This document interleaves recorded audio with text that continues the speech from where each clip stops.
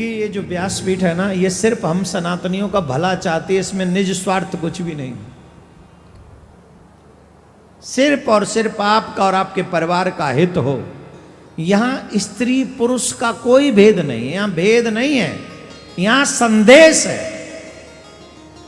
ये व्यासपीठ भेद नहीं करती, संदेश देती है कि अगर तुम्हें स्त्री शरीर मिला है तो तुम्हारी जिम्मेदारी यह है, अगर तुम्हें पुरुष शरीर मिला है तो तुम्हारी जिम्मेदारी ये है। अब सुनो, बाबा भोलेनाथ की क्या आवश्यकता है कि वो भगवान राम की कथा सुने? बताओ, वो कौन से कुबेर का खजाना पाना चाहते हैं? क्या पाना चाहते हैं? क्या जरूरत है बाबा महादेव? वो तो महादेव है, उनकी पूजा दुनिया कर रही है, उन्हें क्या आवश्यकता है किसी से?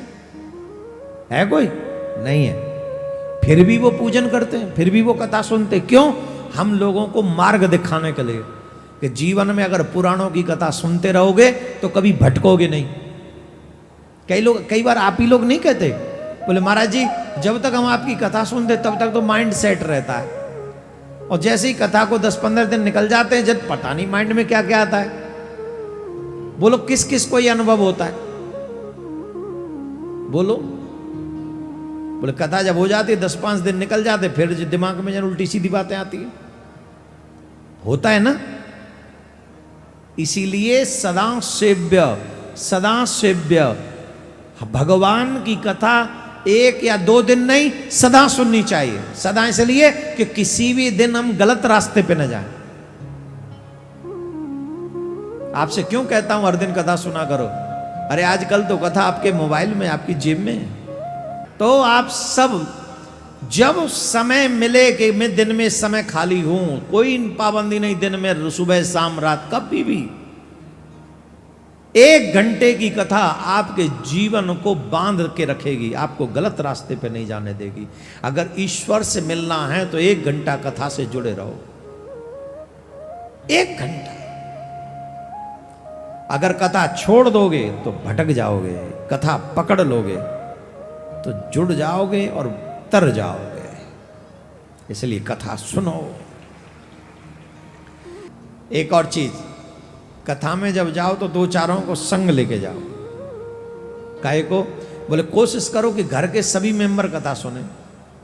सब ना हो तो आधे सुने, आधे नहीं तो 1/4 सुने।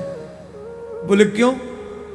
कि हम सब कथा सुने और हम सब भगवान के भक्ति के विचारों को अपने जीवन में उतार लें। 4 लोगों को उतार लें, 4 लोग घर में भक्ति के विचारों को उतार लें।